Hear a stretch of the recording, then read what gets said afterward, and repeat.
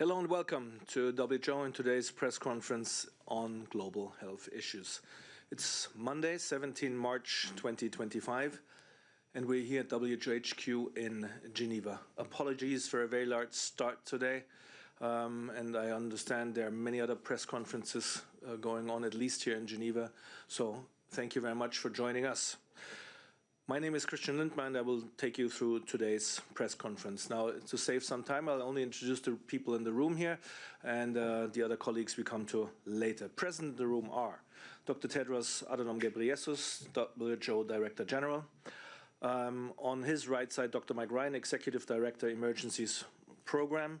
Then we have Dr. Teresa Kazaeva, the Director for the Global TB and Lung Health Program. On the other side of Dr. Tedros, we have Dr. Kato Bryan.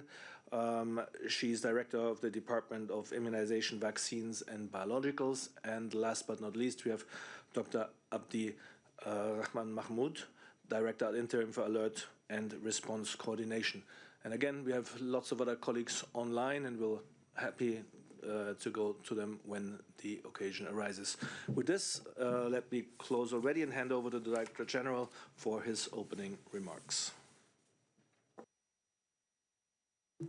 Thank you, Christian.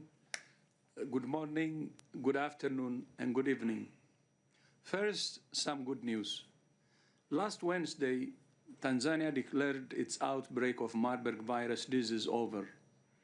Although 10 people died in the outbreak, it could have been much worse. We congratulate the government, health workers, affected communities, and all partners who supported the response to the outbreak. WHO is proud to have played its part supporting the government with technical, operational, and financial support. And I would especially thank the President for her leadership.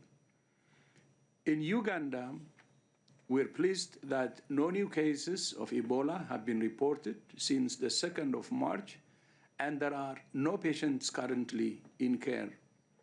Let's hope it stays that way. So far, 12 confirmed and 2 probable cases have been reported with 4 deaths. WHO is supporting investigations to identify the source of the outbreak and any unknown transmission chains. And today, Burundi became the 18th country to roll out malaria vaccines in its childhood immunization program. The first phase includes 25 districts with the highest malaria burden. With support from WHO, Gavi, and UNICEF, the Ministry of Health aims to vaccinate more than 250,000 children this year. We expect that by the end of 2025, up to 25 countries will include malaria vaccines in their childhood immunization programs. These vaccines could save tens of thousands of young lives every year.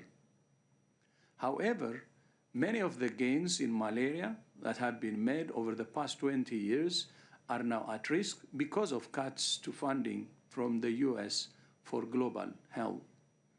To be clear, I'm not talking about the decision by the United States to withdraw from WHO. I will not comment on that today. I'm talking about cuts to direct US funding for countries through USAID, the US CDC, and other agencies. The impact of these cuts will be even greater, and we're already seeing them. There are now severe disruptions to the supply of malaria diagnostics, medicines, and insecticide-treated bed nets due to stockouts, delayed delivery, or lack of funding. Over the last 2 decades, the US has been the largest bilateral donor to the fight against malaria, helping to prevent an estimated 2.2 billion cases and 12.7 million deaths. If disruptions continue, we could see an additional 15 million cases of malaria and 107,000 deaths this year alone, reversing 15 years of progress. It's a similar story with HIV. The suspension of most funding to PEPFAR, the President's emergency plan for AIDS relief, caused an immediate stop to services for HIV treatment, testing, and prevention in more than 50 countries. 8 countries now have substantial disruptions to antiretroviral therapy and will run out of medicines in the coming months. Disruptions to HIV programs could undo 20 years of progress, leading to more than 10 million additional cases of HIV and 3 million HIV-related deaths, more than triple the number of deaths last year. On tuberculosis, 27 countries in Africa and Asia are facing crippling breakdowns in their response, with shortages of human resources, disruptions to diagnosis and treatment, data and surveillance systems collapsing, and vital community engagement work deteriorating. 9 countries have reported failing procurement and supply chains for TB drugs, jeopardizing the lives of people with TB. Over the past 2 decades, US support for TB services has helped to save almost 80 million lives. Those gains, too, are at risk. On immunization, WHO's global measles and rubella network of more than 700 laboratories, which was funded solely by the US, faces imminent shutdown. This comes at the worst possible time when measles is making a comeback. Last year, there were 57 large or disruptive measles outbreaks, and that number has been increasing for the past 3 years. Since 1974, measles vaccines have saved nearly 94 million lives, but those gains are also at risk. The sudden cuts to US funding are also affecting efforts to eradicate polio, to monitor the emergence of diseases such as avian influenza, and to respond to disease outbreaks and humanitarian crises. Almost 24 million people living in such crises are at risk of not being able to access essential health services. More than 2,600 health facilities in 12 humanitarian crises have already suspended services, at least partially, or will do very soon. In many countries, the abrupt loss of US funding threatens to reverse progress in disease control, immunization rates, maternal and child health, and emergency preparedness.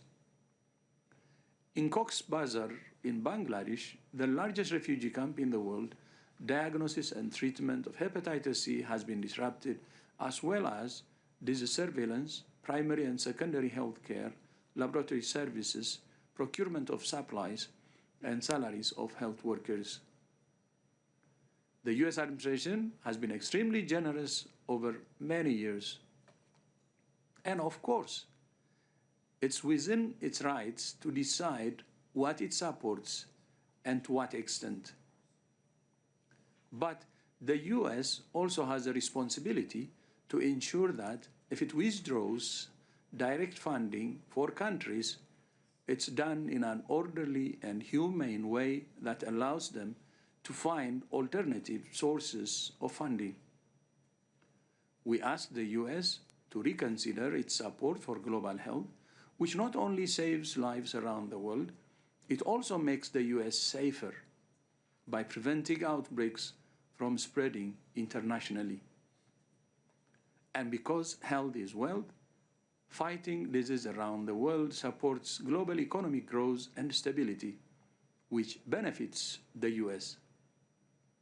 If the US decides not to restore direct funding to countries, we ask it to engage in dialogue with affected countries so plans can be made to transition from reliance on US funding to more sustainable solutions without disruptions that cost lives. Whether or not US funding returns, other donors will need to step up, but so too must countries that have relied on US financing to the extent they can. WHO has long called for all countries to progressively increase domestic health spending, and that's now more important than ever. Next week, WHO and the government of Colombia, together with other partners, will host the second global conference on air pollution and health in Cartagena.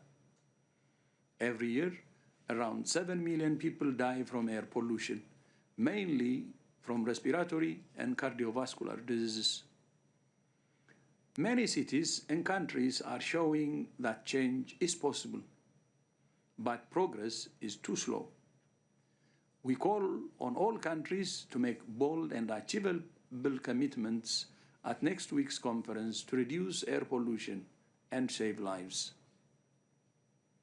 Finally, next Monday marks World TB Day. As I mentioned earlier, funding cuts to TB programs are having a severe impact in affected communities. In 2018, WHO established the Civil Society Task Force on TB to hear and amplify the voices of those communities so that we can reflect their needs in our work. To say more, I'm pleased to welcome Handa Eng Amgalan, a member of the Civil Society Task Force from Mongolia. Handa, welcome, and you have the floor.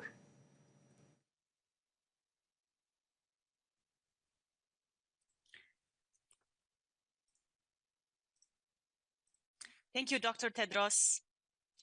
Ladies and gentlemen, thank you for being here today. I want to begin by expressing my gratitude to the WHO team for inviting me to speak at this pivotal moment in the fight against tuberculosis and global health. Today, we stand at a critical juncture. 2 years ago, I joined Dr. Tedros at the UN high-level meeting where global leaders pledged to end the TB epidemic. Together, we set ambitious targets and committed to mobilizing at least $22 billion annually by 2027. Yet, as of 2024, 74% of this target remains unfunded, with similar shortfalls for TB research. The looming 2025 funding cuts further threaten this gap for global TB response, pushing it to the brink of collapse. To illustrate this impact, recent funding cuts have already hit more than 27 countries across 6 regions, leading to critical challenges, including staffing cuts among healthcare workers, resulting in interrupted service delivery, severe disruptions to diagnostics, delaying detection and treatment, impacted surveillance systems, preventing us from tracking and managing TB effectively. Community engagement is also impacted, including active case finding, screening, and contact tracing, which results in delayed diagnosis and increased TB transmission.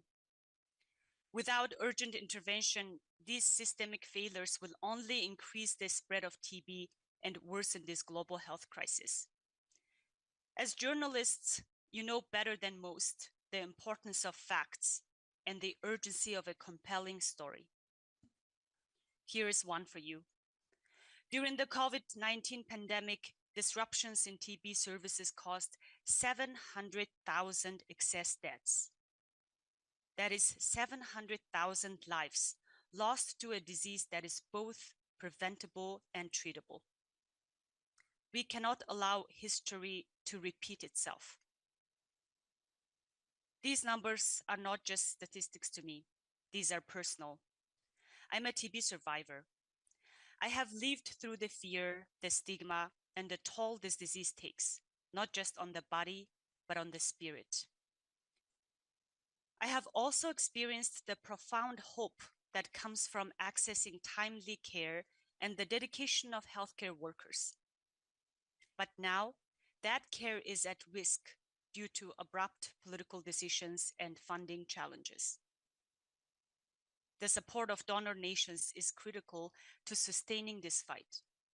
This is why the WHO Civil Society Task Force on TB, representing affected communities, and civil society from around the world has joined the Director General in issuing a statement ahead of World TB Day on March 24th. We are all calling for urgent actions from all stakeholders, governments, civil society, donors, and communities. We must prevent disruptions to TB services. Our response must match the scale of the challenge. We must prioritize domestic investment. Equitable and essential TB care needs to be protected within national budgets.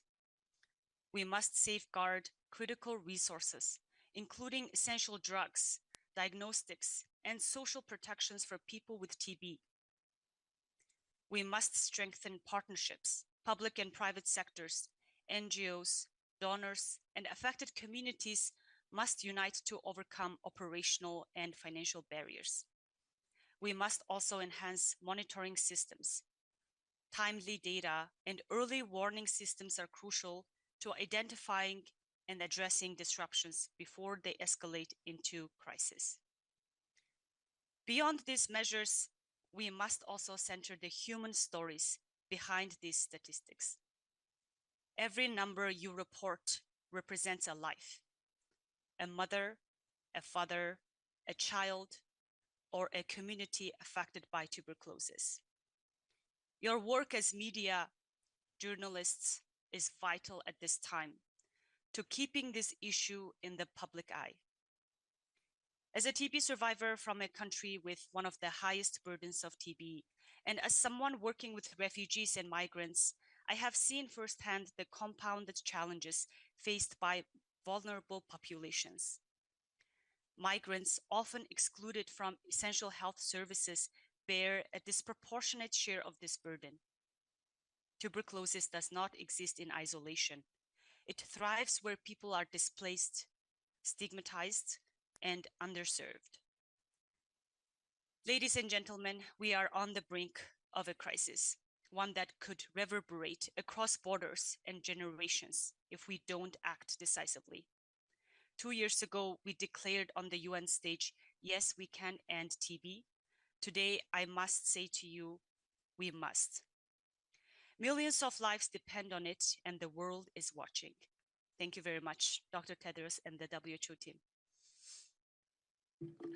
Thank you, Handi, for sharing your perspective, and thank you for the work that you and all civil society organizations do. WHO, I assure you, remains committed to working alongside you at this difficult time. And Christian, back to you. Thank you, Dr. Tedros. With this, let me open the floor to questions now. Let me also remind everyone that you need to identify yourself properly in order to be put into the queue, and then raise your hand with the raise your hand icon. We'll start with Nina Larson from AFP. Nina, please go ahead and unmute yourself.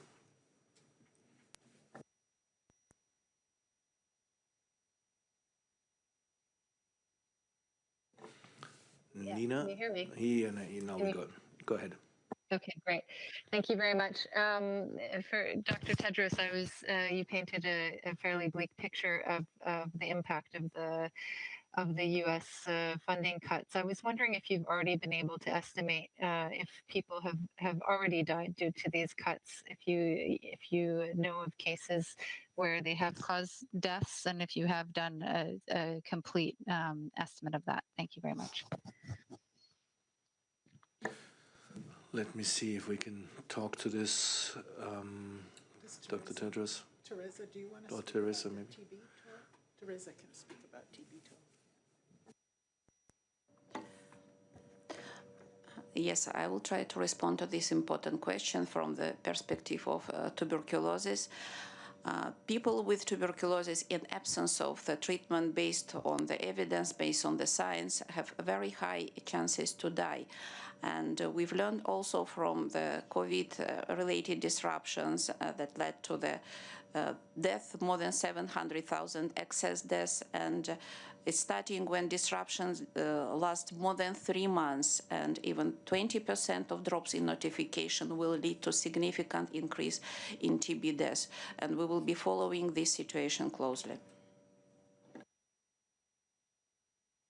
Thank you very much, Dr. Kaseva, and we'll try also with Dr. McDougherty. She's Director HIV, Hepatitis and Sexually Transmitted Diseases, and then we have a colleague online here.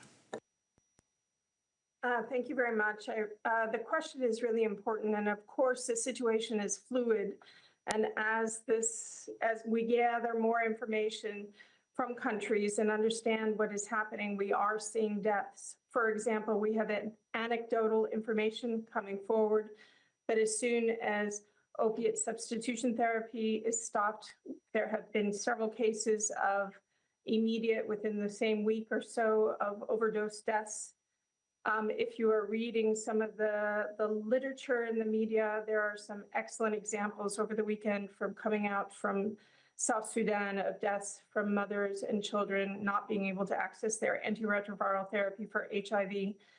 And we have been working with modelers around the world, and clearly, if this goes on for a very long time, we could see up to 10,000 new infections and 10 million new infections and 3 million deaths. So yes, the reality is that we are just going to need time to be able to get the data in, but we are seeing effects on the ground right now. Thank you. Thank you very much, Dr. Doherty. And in the room here, we have Dr. Kate O'Brien. She's director of the Department of Immunization, Vaccines and Biologicals. Kate. Yeah, let me address this from the vaccine perspective. Vaccines obviously are preventive interventions. And so the actions that are taking place right now, which are compromising the ability to get vaccines to protect children, adolescents, and adults for the future, are going to result in deaths in the future. So the quantification of deaths right now is not the matter. It's that the actions right now are life-threatening. We estimate that there will be hundreds of thousands of additional deaths that will take place as a result of the actions to compromise the vaccine programs that are in place now, and many hundreds of thousands more as a result of the failure to actually deploy and introduce vaccines that are ready to go and to protect communities around the world. And that includes the continuation of the rollout of malaria vaccine and also the measles vaccine campaigns. One of the ways in which measles vaccine is deployed is through large-scale campaigns, because it is probably one of the most infectious viruses we have anywhere in the world. And so those campaigns to assure that communities have at least 95% protection from the vaccines are really critical. And those campaigns are under deep compromise right now because of the loss of the people who actually carry out those campaigns and support governments to carry out those campaigns. So what we're seeing now is just laying the groundwork for hundreds of thousands of deaths that will happen on an annual basis in excess because of the withdrawal right now. Thank you. Thank you very much, Dr. O'Brien. And we also have Dr. Teresa Zakaria. She's unit head for humanitarian and disaster action. Teresa, please. Thank you very much. Indeed, a very important question from the humanitarian emergency side. So, as we know, this year there are over 300 million people who require urgent humanitarian assistance in order to remain alive and to be protected. Preliminary analysis of the impact of multiple funding cuts, but notably US funding cuts, can already be seen. We have quantified from the 12 countries for which we currently have data that over 23 million people are directly affected by reduced health services. Of course, the level of vulnerability will be quite different among the different groups of the 23.8 million people, but without urgent life-saving health services, all of these individuals will be at risk of dying. We also know that in these 12 countries, over 2,600 health facilities have been impacted. So the services have been reduced. Healthcare workers can no longer work, can no longer be paid. Many of them also directly impacted by humanitarian emergencies. We're looking at potentially a closure of over 900 hospitals in just these 12 countries and over 1,200 primary healthcare facilities. So it's compared to the population with humanitarian needs in these countries, we're already looking at over a quarter of them at imminent risk of deteriorating living conditions and eventually dying. What is also very important is that the specialized services of those suffering from chronic diseases is particularly at risk, and specialized services such as gender-based violence response, sexual reproductive health services, rehabilitation services are even more impacted than overall. This is, again, it's very early in our determination and quantification of the entire impact, but already we're seeing how bad the situation is. And the more we will be hearing from these countries, there are 72 countries where there are people in need of urgent humanitarian assistance. And again, this data only comes from 12 of them. And so the more we will be hearing from the others, we will also see just how big the impact is, and we will be happy to also provide updates as they become available. Thank you very much, and back to you, Chair. Thank you, Teresa, and over to Dr. Mike Ryan. Just one very short word. Our efforts are fundamentally focused on keeping people alive, not counting the dead.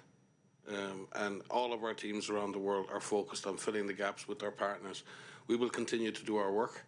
Our partners in the health cluster, our partners in the TB world, our partners in HIV, we are all trying desperately to fill those gaps.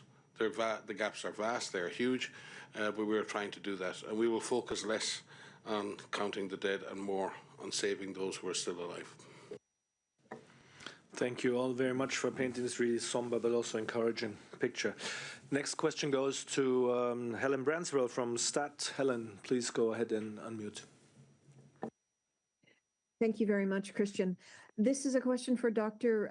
Tedros. Dr. Tedros, you were in Washington recently. While there, did you meet with President Trump or with Marco Rubio, the Secretary of State, or anyone else in the administration? And if you did not, did you ask for meetings and were refused access to those individuals? Thank you. Thank you very much, Helen, and over to Dr. Tedros. Yeah, thank you. The purpose of my trip was for other commitments I had from some months ago in New York. And I was also in DC to meet some people, but I didn't ask to meet President Trump or Secretary Rubio because my trip was overly on some other issues. Thank you. Thank you very much. Next question goes to Thomas Magna from Euractiv. Thomas, please go ahead and unmute. Yeah, do you hear me? Yep. Okay, fine. Sorry. So my name is Thomas Magna. I'm journalist for Euractiv. I'm sorry, that's my first WHO press conference. I hope you don't mind me asking a slightly off-topic question, but the European Commission does not seem very active on the tobacco-related issues, which is a very, very huge issue. So what is the position of the WHO on this matter and on the fact that the EU is not making significant progress on the two of its key texts, like Tobacco Product Directive and the Tobacco Taxation Directive? Thank you so much. Yeah, thank you very much. Thomas, I don't think we have anybody here today to address that issue, so we'll get back to you by email. Please write to mediainquiries@who.int. Thank you. Next question goes to Kerry Cullinan from HPW. Kerry, please go ahead. Thank you, Christian. I would like to know from the DG, please, what is the WHO doing in terms of restructuring to address the loss of the US funds? And also, he mentioned that 8 countries were at risk of running out of ARVs. Would you be able to tell us which 8 countries those are? Thank you.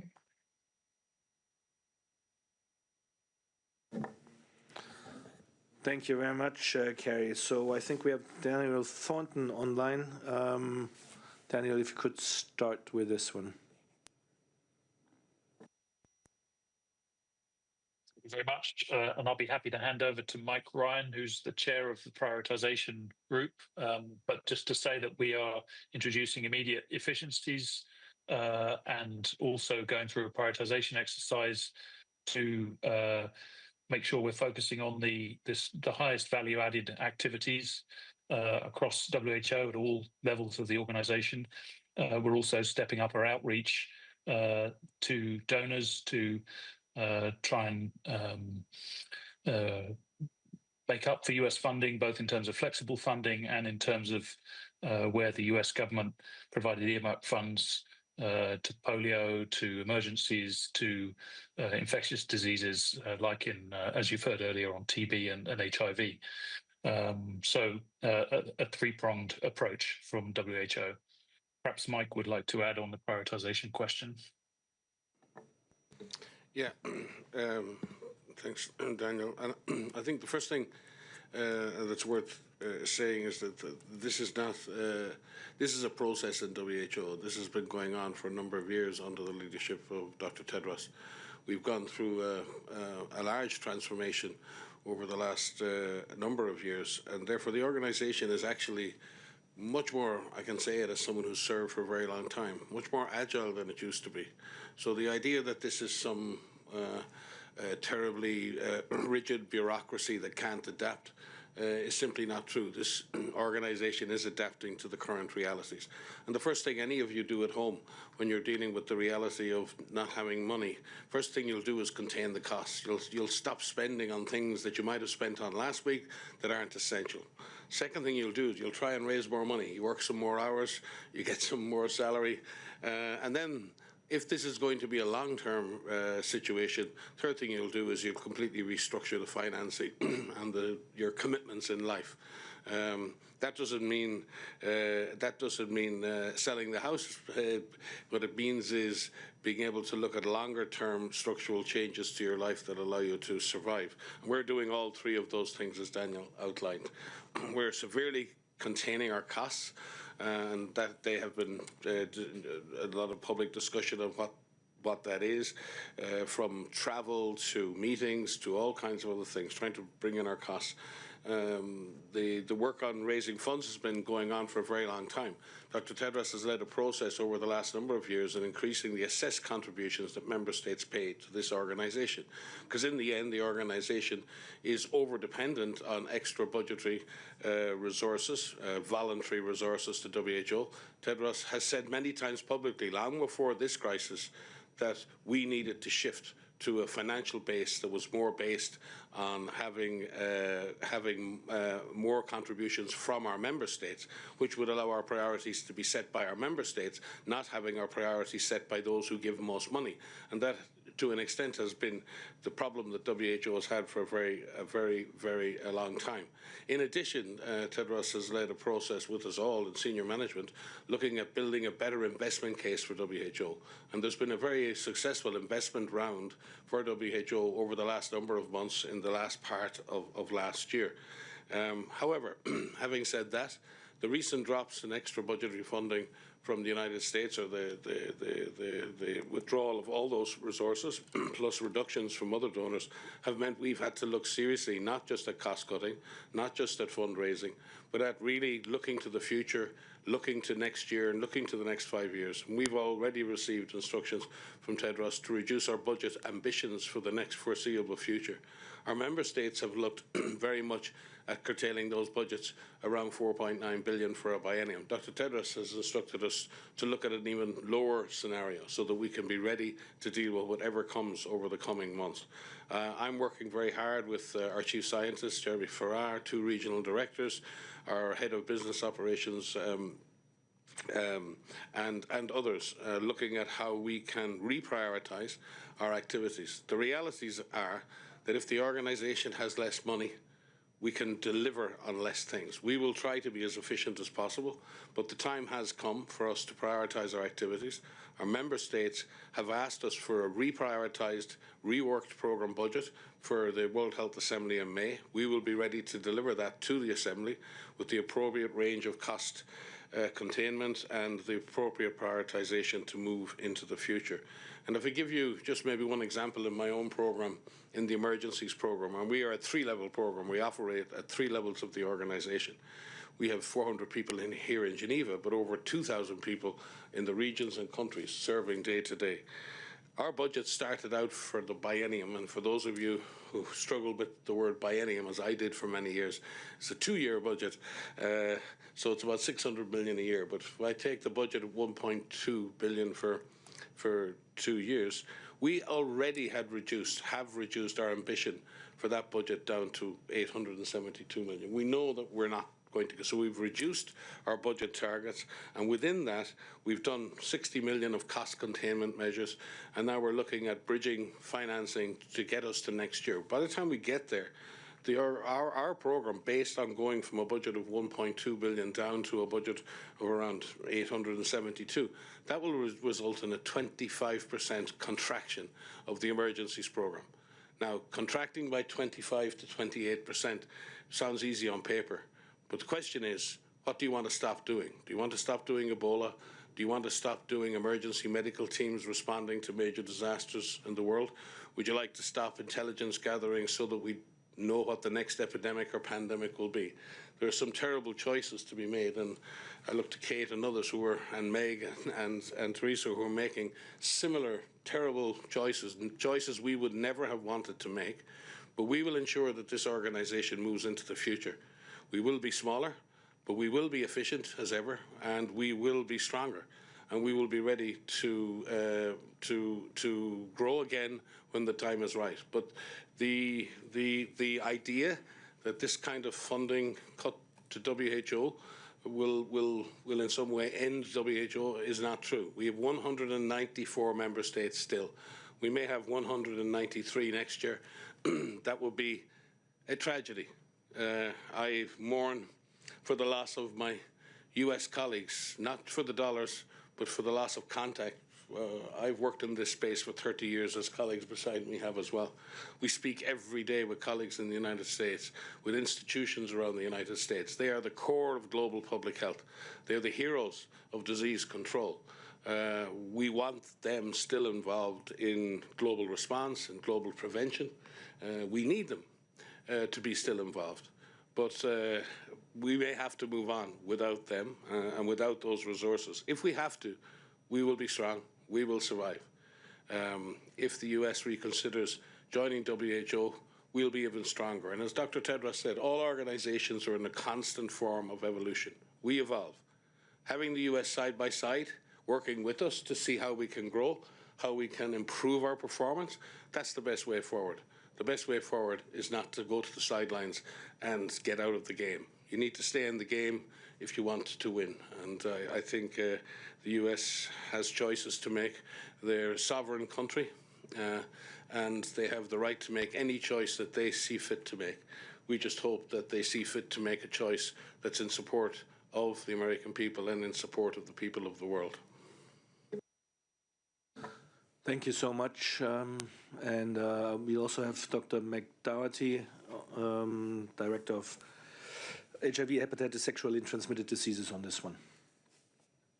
Yes, thank you. Back to the question about countries that were mentioned in the DG's remarks regarding those that are at risk of ARV or antiretroviral HIV treatment disruptions. Of course, this is a moving target. Every time we try to get more information, there may be more countries that come on and others that come off based upon how the waivers are being implemented and how countries are responding to freeze in funding. But currently, the countries that we're most worried about, those 8, are countries that you would know as well as being very, they're also very at risk for other outbreaks, infections, and emergencies, including Haiti, Kenya, Lesotho, South Sudan, Burkina Faso, Mali, Nigeria, and Ukraine. All of them, we're working with teams to see how we can avert challenges in the future. But next week, the list may be different. So please take the list as an indicative list, that it's not the final. Thank you. Thank you, Meg. And now we have a group of journalists online who seem to be the first time with us. It's Tiffin Times. And thank you all there. But you asked many, many detailed questions. We'll have time for taking one now, which I'm going to read out. And then I think we're already at time anyway. Let me briefly read this out, and thank you again for being so active today with us, and welcome to WHO press conference. Carlos Antonio Montero for Tiffin Times asks, what WHO mechanisms are currently available for rapid scaling of clinical care capacities, e.g. ICU beds, oxygen supply, etc., in humanitarian settings facing concurrent outbreaks and conflicts like Sudan, Gaza, Ukraine, etc.? We thought maybe Dr. Teresa Zakaria first start, and then maybe Dr. Abdi Mahamoud. Teresa. Thank you for this question. So in humanitarian emergencies, WHO has this institutional mandate, which is as the health cluster lead agency. This means that WHO is responsible for the coordination of many humanitarian health partners who are delivering health services to people affected by humanitarian emergencies. So we work hand in hand with our partners. Currently, WHO coordinates over 900 humanitarian health partners in some 30 countries. And the vast majority of these partners are national actors. And so this is basically our network and our capacity to mobilize resources to make sure that health services can continue to be provided to people affected by humanitarian emergencies. It can be for disease outbreak response. It can be for continuity of essential health services so that mothers and children can continue to receive the care that they need. And this is also how we scale up, invest more in trainings in order to make sure that the capacities, the technical competencies, but also just how people can expand the range of diseases that partners can care for is also optimum. I perhaps may also speak a little bit on the situation in Gaza, where a lot of our emergency medical teams, yet another mechanism for us to mobilize partners to deliver health services on the ground, is also very much central to how service delivery is maintained in Gaza since the start of the escalation in October of 2023. What has happened in Gaza is also the expansion of the national emergency medical teams. I think it's very important to remember as well that there are a lot of healthcare providers who are part of the communities affected by humanitarian emergencies. They have capacities, they have the knowledge of the population, they have the trust of the population. And so it's in these national partners that we are relying more and more as well to make sure that they are able to deliver the services as they had done prior to the crisis and will continue to do so even after the crisis. Over. Thank you, Teresa, and Dr. Abdi Rahman Mahamoud, Director at Interim for Alert Response and Coordination, please. Thanks. That's an excellent question. I think Teresa already covered. In terms of the mechanism we have, WHO, we have two mechanisms. One is our Global Health Emergency Corps, where we bring our 900 clusters within the Global Health Cluster, the 327 members of our Goan Outbreak Alert and Response, and over the 30,000 members of our national EMT, the Global International EMT. So these are workforce that's ready to support WHO anytime we need them. As Teresa mentioned in Gaza today, a lot of the health service provided by our AMT. When the outbreak happened in Rwanda, we relied heavily on all the surge we required from AMT, from our Goan and Global Health Cluster. So that's one side of what we're able to rely in terms of surge.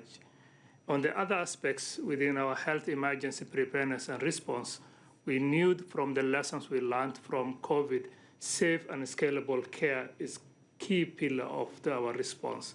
Within that, we have the infection prevention pillar, ICU, oxygen.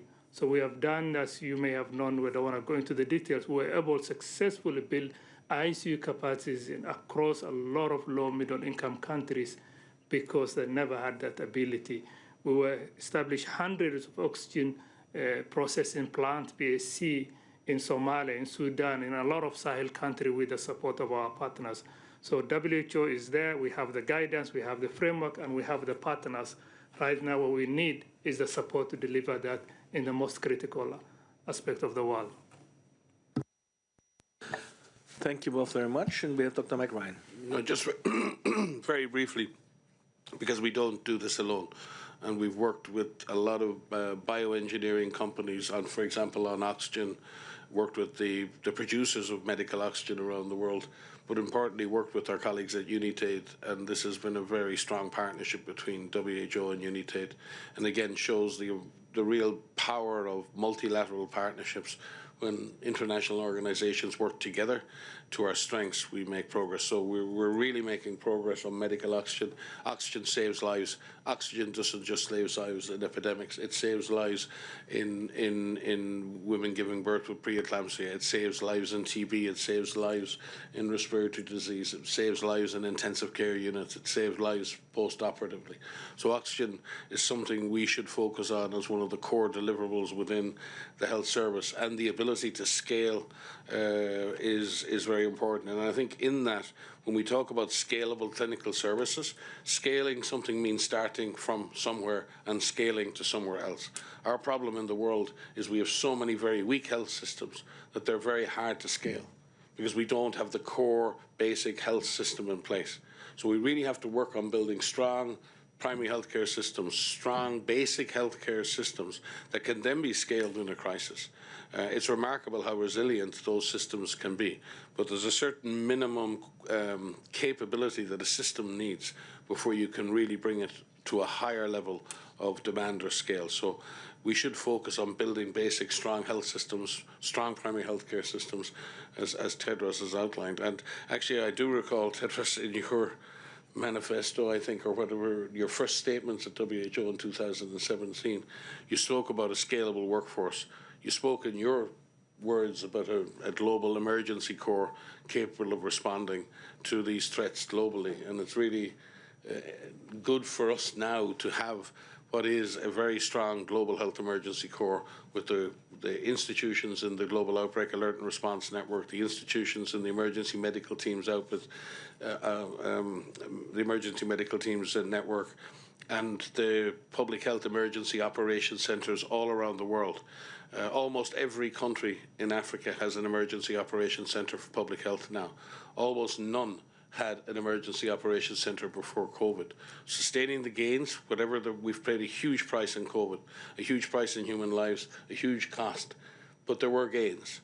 And our gains in our ability to do things like oxygen at scale, to scale clinical services, to build better lab infrastructure, and to deliver better emergency operations coordination, they have all improved. So I do think the question is well asked. So it may be a group of journalists, Christian, but they're asking smart questions. Nothing against that. Now, with this, we've come to the end of our briefing today. Thank you very much all for joining, and to our new group here. We'll be sending the audio file and Dr. Tedros' remarks right after this press conference. And for any follow-ups, please write to mediainquiries@who.int. And with this, over to Director General for closing.